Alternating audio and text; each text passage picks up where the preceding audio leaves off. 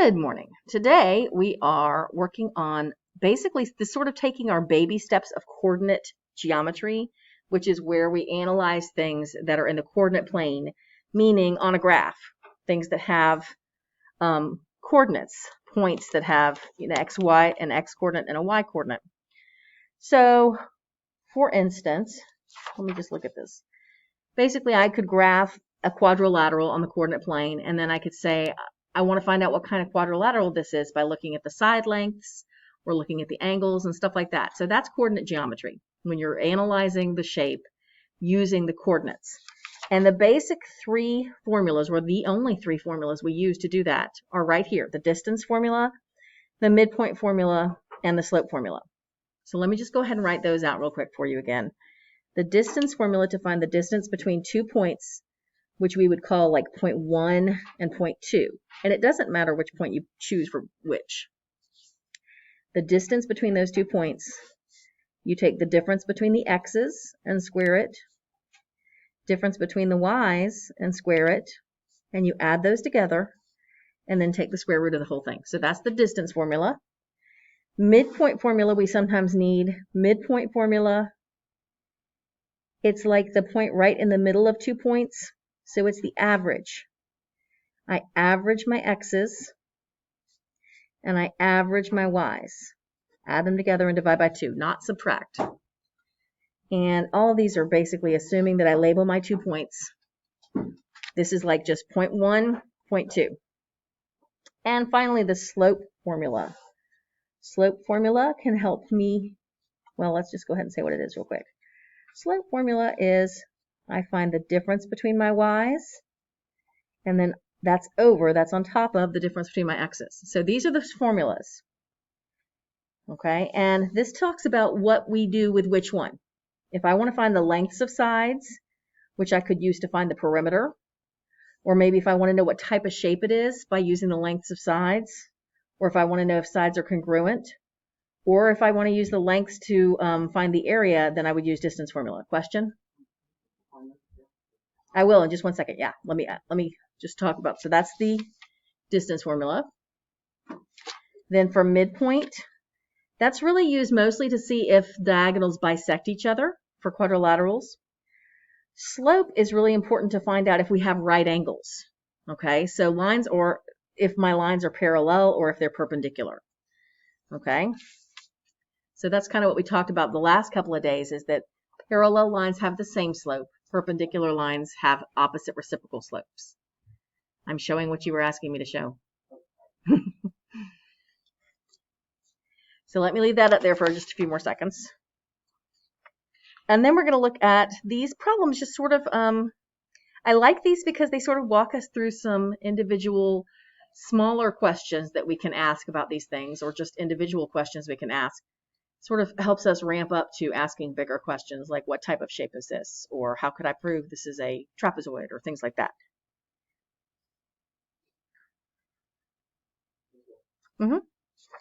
Okay, so first off it says, determine if the triangle is scalene, isosceles, or equilateral. So the thing to remember there is scalene means none of the sides are the same length.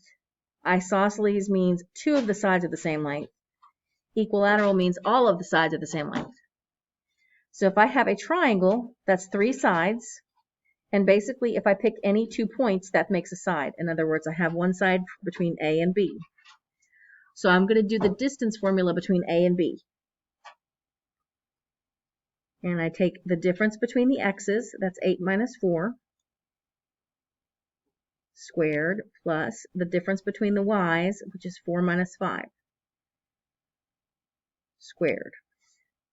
So that's 4 squared plus negative 1 squared.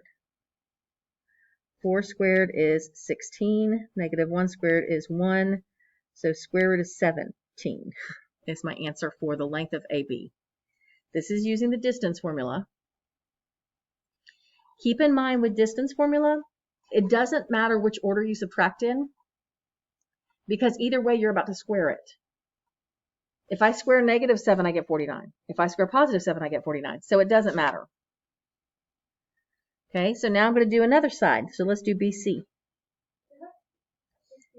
16 plus 1, right there, yeah. Okay, BC, find the difference between the x's. That's 8 minus 7. Difference between the y's, 8 minus, well, 4 minus 8. It really doesn't matter if you go in the same order or not, because again, the signs won't matter since we're going to square them. So this is positive 1, which is then squared. This is negative 4, which is squared, so it's going to be the same. 1 plus 16, square root of 17. So I know now it's at least an isosceles. It's not scalene, because I have two sides that are the same. Let's check the third side. AC, 7 minus 4 for the x's, 8 minus 5 for the y's. This is 3, so 3 squared is 9. This is 3, so I get 3 squared is 9. So that's 9 plus 9, which is square root of 18. So it is not equilateral. It's isosceles. 2 out of 3 sides are the same length.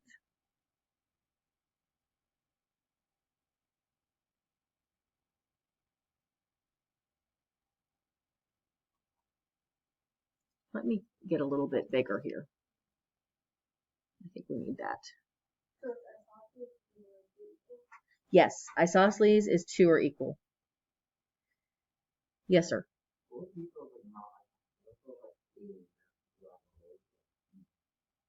Scalene means no sides are equal. So they would all be different numbers. All of them are equal. Technically, isosceles, if you remember the definition, it's kind of weird with isosceles. Technically, the definition is at least 2 sides are equal. So technically, an equilateral is also considered isosceles, but they're really asking, you know, are 2 sides the same, are 3 sides the same, or no sides are the same?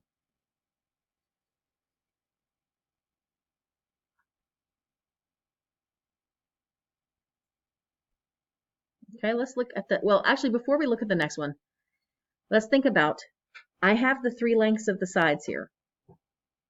If I was asked the perimeter, I would just have to do what with those 3 lengths? Add them up, right? So that's what's happening on number 2. Number 2 says find the perimeter of the triangle. So I'm going to have to do the same thing I did on number 1, find the 3 lengths. But this time at the end, I will add them up. So I'll tell you, you've probably already noticed, the only thing that is maybe hard or irritating about this is it can get kind of tedious.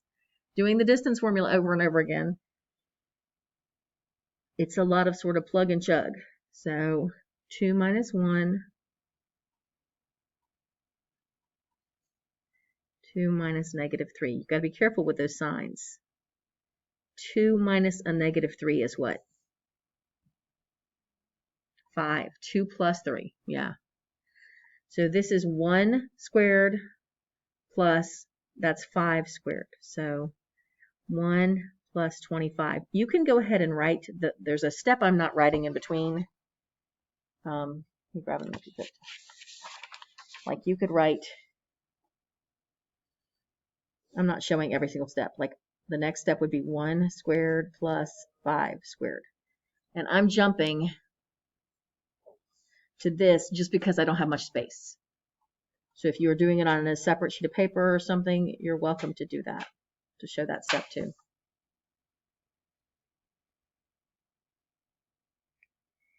And again, we're doing this for each side.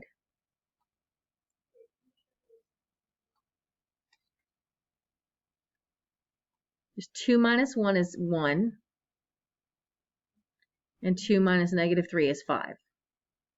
And then I just showed what 1 squared plus 5 squared is.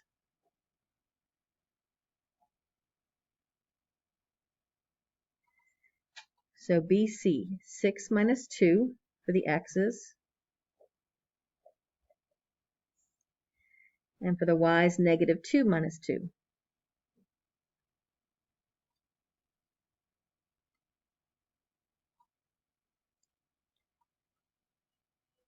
This makes 4. 4 squared is 16. This makes -4, and -4 squared is also 16. So this is square root of 32. And I'm going to go ahead and reduce that because that's 4 root 2.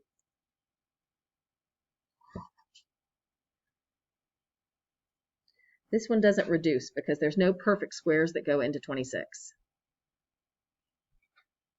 This one, 16, goes into 32. So it's like 16 times 2, and the 4 comes out from the 16.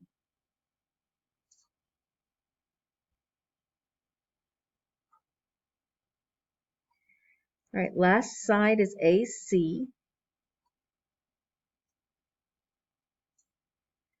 1 minus 6 for the x's.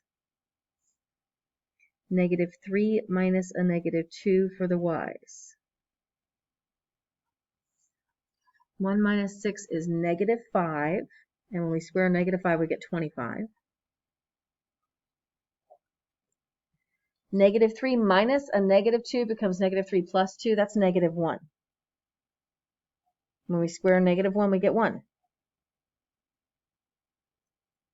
So even though we weren't asked that on this one, we do have an isosceles.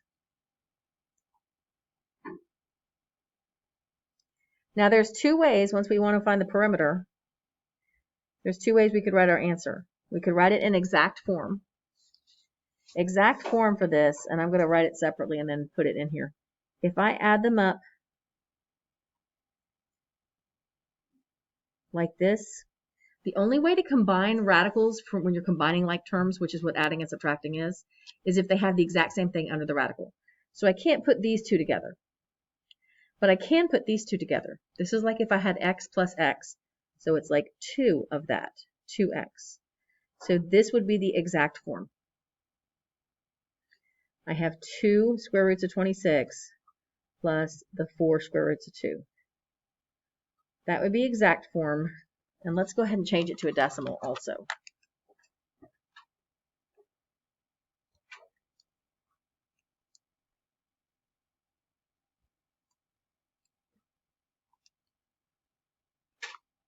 So when I type that in, it looks like this. And I get 15.85.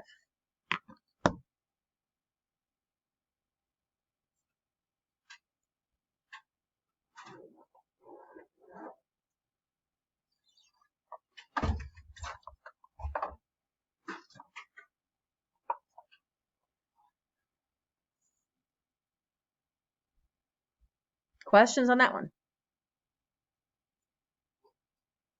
Okay, next up, do these 3 points create a right triangle? Here's how we're going to find out. And you can't do it by just graphing. Sorry, let's kind of move this. Okay, but if you want to, graphing can maybe help you a little bit think it through. A is at 2, 2. B is at -2, -1. And C is at -3, 2.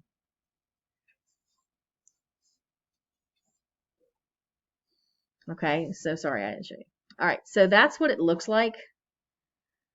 That doesn't, you can't just say, yeah, it looks like a right triangle. Okay, but this can help me, graphing it can help me see where I think there might be a right angle. Okay, let's give it our vertices names. Which vertex do you think is most likely to be a right angle? I think so too. So here's what I'm going to check. I'm going to check to see if this segment here and this segment here, I'm going to check to see if they have opposite reciprocal slopes. I'm going to use slopes. Anytime you're trying to decide whether you have a right angle, it's a slope problem, which is actually a little bit easier than distance formula, so that's nice. Okay, so if I'm questioning whether this is a right angle right here, I'm going to find the slope of this side and the slope of this side and see if they're opposite reciprocals. Really, I should probably find the slope of all 3 sides, but I'm pretty sure it's not one of these. I'm pretty sure those aren't going to be right angles. So I'm going to go ahead and say, let's see, BC, slope of BC. Slope of BC change in y, so 2 minus a negative 1 on top, over change in x, negative 3 minus a negative 2 on the bottom. Remember, that's this formula right here. Okay, so there's my work. So on top, that's 2 plus 1, which is 3. And on the bottom, negative 3 plus 2, which is negative 1. So basically negative 3. You can actually think of it as negative 3 over. When you have a fraction that's negative, it really doesn't matter whether you think of the negative as being in the top or the bottom or out front, as long as there's only one negative. Just don't think of it as negative over a negative, because then it's actually positive. Okay, that's the slope of BC. Remember, one of the things you want to do when you look at slope is you want to remember that slopes are negative if they go down from left to right, and are positive if they go up from left to right. So that will help you if you make a sign error. It'll help you catch it. In other words, when I look at BC, it goes down from left to right, so it should be negative, and I got a negative, so we're good. And for AB, it's going up from left to right, so I should get a positive, so we'll see what happens.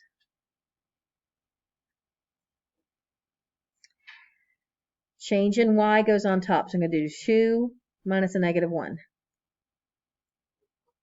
On the bottom, 2 minus a negative 2. That's 3/4. Those are not opposite reciprocals.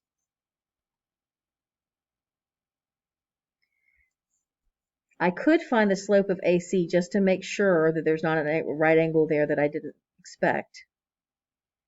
2 minus 2 on top. If I have 2 minus 2 on the top, it doesn't matter what the bottom's going to be.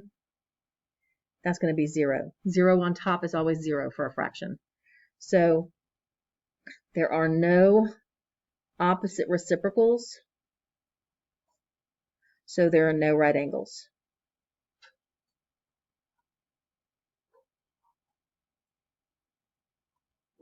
Did I do something wrong?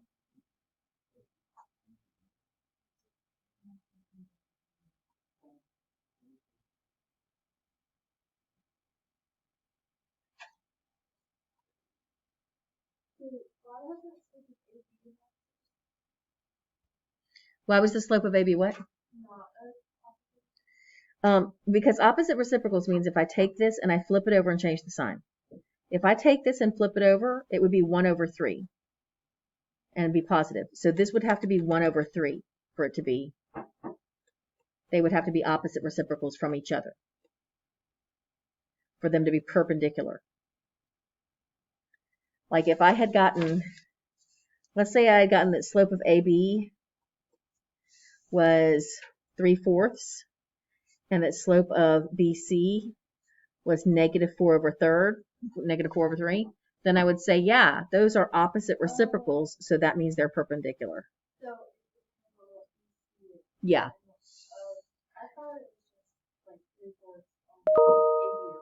Nope. You have to compare the two slopes of two different segments and see if they're opposite reciprocals to each other. Good questions. Okay, number 4, determine if the diagonals of this parallelogram are congruent. Okay, so the question then becomes, how do I know what's the diagonals? Well, you can graph it, but you honestly don't even have to graph it. Well, you know what's, yeah, you kind of do. It's kind of irritating. They should have maybe told me. If I look at that, I'm assuming they mean that the parallelogram is ABCD, but they didn't say that. So I'm assuming they want the points to go in order alphabetical, but let's just go ahead and look at the graph. If we have points to go in order alphabetically, I would just go, well, doesn't matter what it looks like. If it's like this, then A is next to B, B is next to C, and so on. So the diagonals would go between B and D and A and C. The official definition of diagonals is it's a segment that is connected. It's a segment that's made by connecting 2 points that aren't already connected. So like these are already connected, these are already connected, so BD is a diagonal. But let's look at the graph here. A is at negative 1, 3. B is at 2, 6. Sorry, I didn't put you up high enough, B. C is at 6, 2. So somewhere out here. And D is at 3, negative 1. Okay, so it is in order.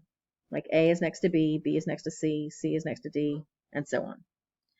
So the diagonals here would be BD, and I know those aren't exactly right. This is just a loose sketch. Obviously, 3 would be to the right of 2, so that's not right.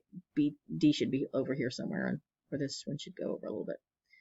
But I'm just interested in what's next to each other.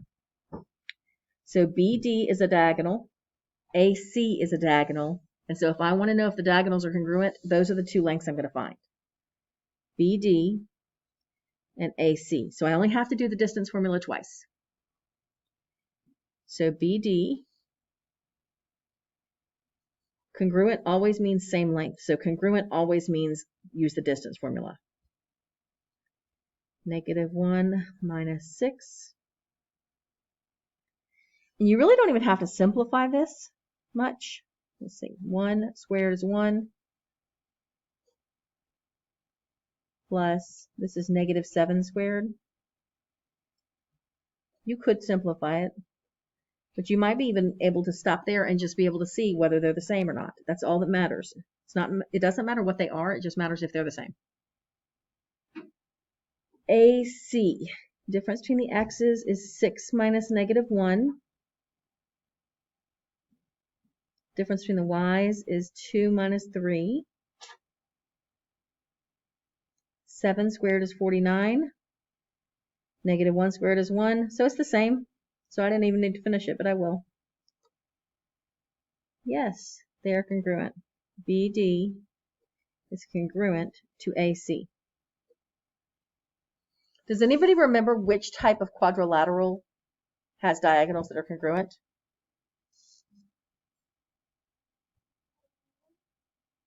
Squares do, but we can get a little bit more general than that.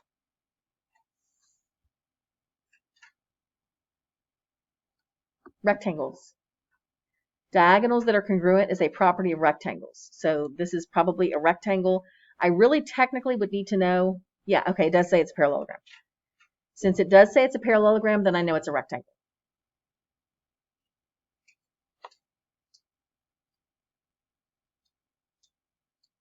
Number 5 is actually pretty quick.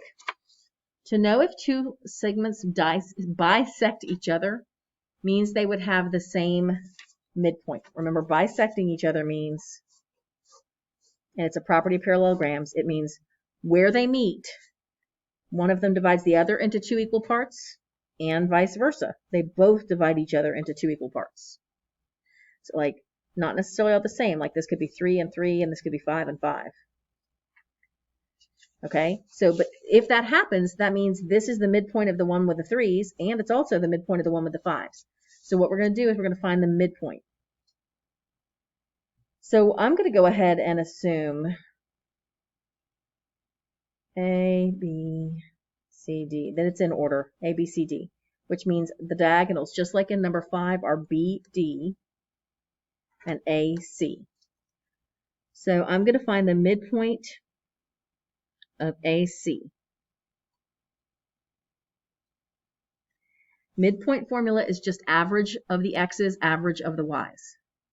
So I'm going to add together my x's, negative 6 plus 6, divide by 2. And then I'm going to add together my y's and divide by 2. 2 plus 6 divided by 2. That's 0. 8 divided by 2 is 4. Now I'm going to do the midpoint of BD. Negative 1 plus 1 divided by 2. Well, we get 0 again. 7 plus 1 divided by 2. It looks like it's going to work. That's 0. And 8 divided by 2 is 4. So yes, they have the same midpoint, so that means they bisect each other.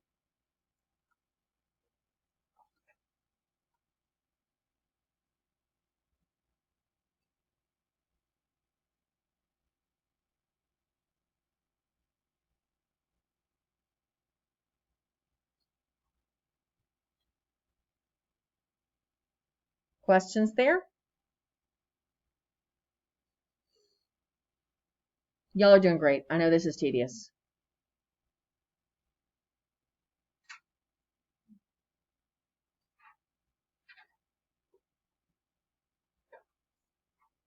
Let me move this real quick.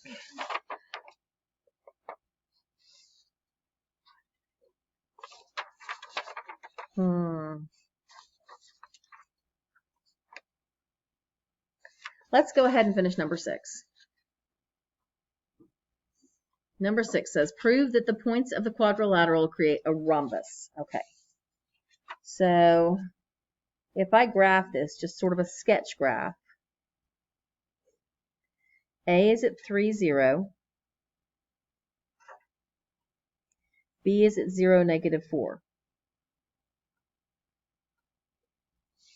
Sorry. C is at negative 3, 0.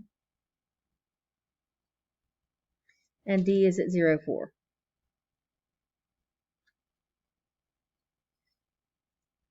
What is the defining characteristic, the main thing we know about a rhombus?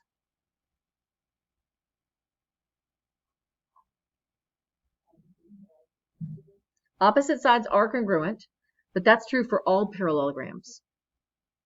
A rhombus takes it even further. All 4 sides are congruent. All 4 sides are congruent.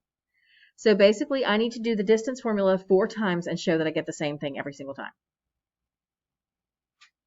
All right, so again, it's a little tedious, but let's go ahead and dive in. One way on this one, you could almost think of it better as the Pythagorean theorem than the distance formula, which they're 2 different ways of writing the same thing. Look at AD. The difference between the x's is the same as saying from here to here. That's 3. Because 3 minus 0 is just 3. And the difference between the y's is the same thing as here to here. Because 4 minus 0 is 4. So we could say 3 squared plus 4 squared underneath the radical. In other words, 3 minus 0, that's going to be 3. 0 minus negative 4, that's going to be 4. And we have right triangles. We have what we call Pythagorean triple here. 3, 4, what's the other one going to be?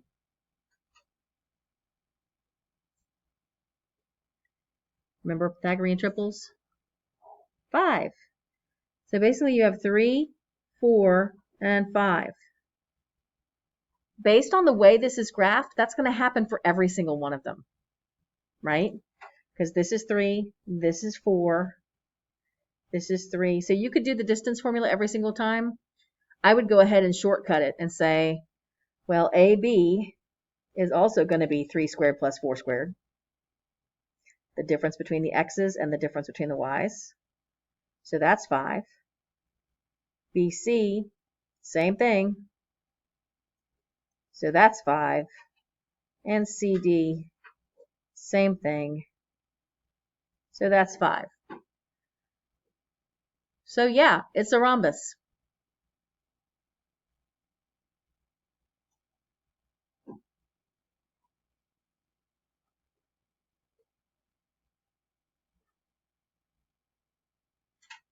Questions on that? Tell you what, I've decided your homework's going to be for this. Nothing. Yeah, don't do anything else with this. You guys did a good job during class. It's a lot of little just... Yes, it's a rhombus. Technically, you have to show your work to prove. But we did our work on a separate page. Yes, I will. There we go. Sure. And I will stop recording. Just in time to be short of 30 minutes. So thanks for joining us.